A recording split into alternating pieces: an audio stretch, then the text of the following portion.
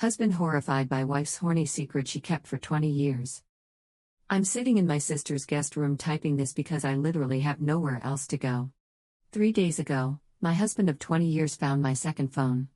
The one I thought I'd hidden so well behind the loose baseboard in our basement. 20 years of marriage, 2 kids, a mortgage, family vacations, anniversary dinners, all of it gone because I couldn't stop being horny for other men. It started so innocently. Just a dating app I downloaded for fun 5 years into our marriage. David was working late constantly, the kids were toddlers, and I felt invisible. Forgotten. The attention from strangers felt like oxygen after drowning.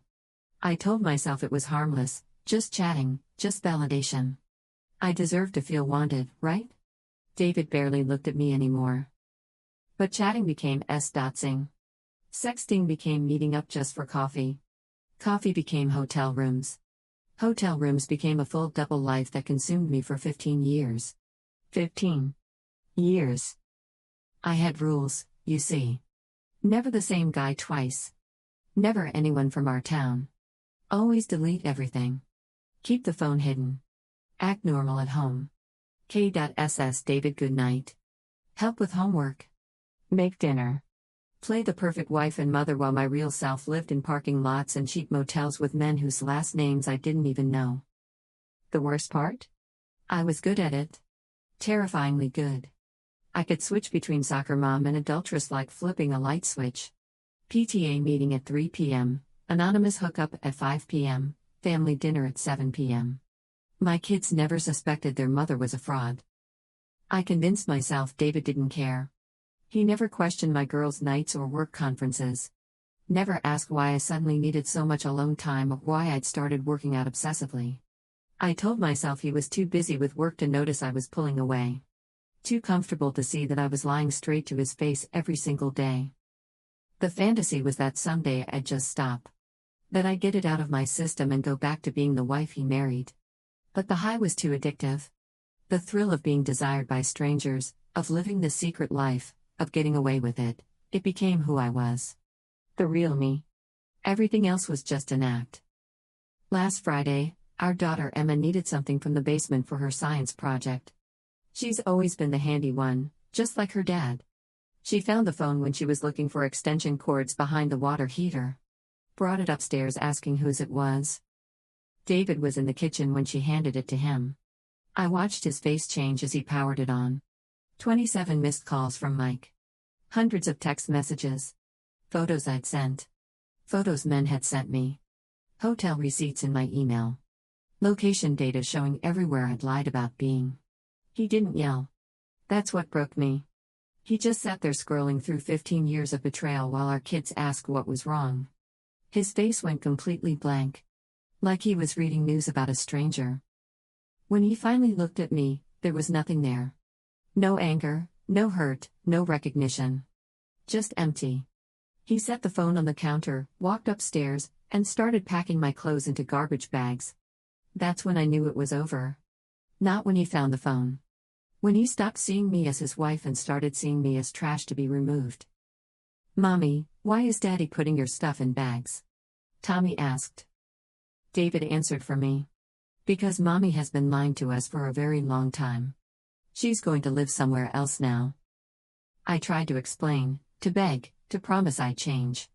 He held up his hand and said the only words he'd speak to me for the next 3 days, "Don't. Just don't." The kids stared at me like I was a stranger. Because I was. I'm sitting in my sister's guest room typing this because I literally have nowhere else to go. 3 days ago, my husband of 20 years found my second phone. The one I thought I'd hidden so well behind the loose baseboard in our basement.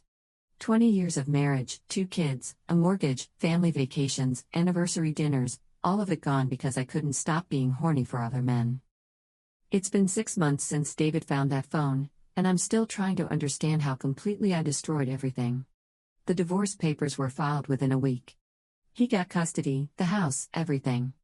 I get supervised visits with my kids every other weekend, like I'm a danger to them.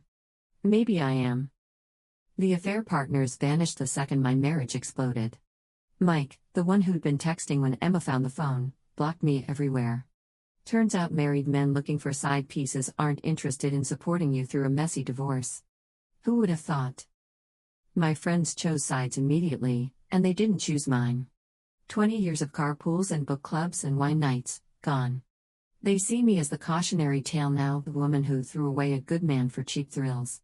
At Jenny's birthday party last month, I watched them all huddle together, whispering and glancing at me. I left after 10 minutes. Work became impossible. David and I had mutual friends there, and word spreads fast in a small town. The woman who seemed so put together, so devoted to her family, was actually a serial cheater living a double life. HR didn't fire me, but the isolation was suffocating. I took a transfer to another state just to escape the stares. The hardest part is watching my kids process this. Emma, who's always been daddy's girl, won't even look at me during our supervised visits. She sits at the far end of the table, answering my questions in one-word responses. Tommy still hugs me, but it's different now. Careful. Like he's afraid I might disappear again. David never badmouthed me to them, which somehow makes it worse. He didn't need to. They figured out on their own that mommy was the reason their family fell apart. That mommy chose strangers over them, over and over, for 15 years. I tried therapy, tried to understand why I needed the validation so desperately that I was willing to risk everything for it. The therapist used words like intimacy avoidance and self-sabotage, but they felt hollow. The truth was simpler: I was selfish. I wanted to feel desired more than I wanted to be a good wife and mother. Some nights I drive past our old house and see David in the kitchen, helping the kids with homework at the table where we used to eat as a family. The lights are warm and golden, and they look peaceful. Complete without me. Like the chaos I brought to their lives has finally settled.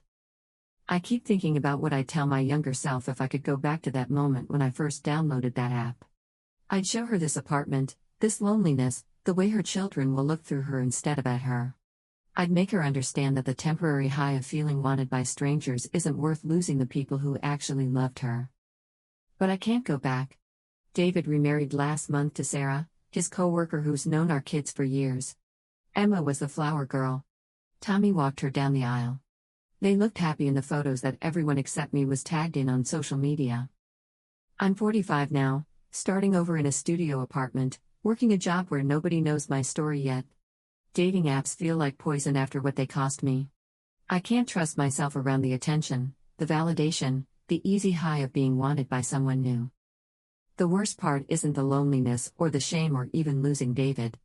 It's knowing that my kids will grow up believing love isn't worth protecting, that promises don't mean anything, that the person who's supposed to love you most might choose others over you without hesitation.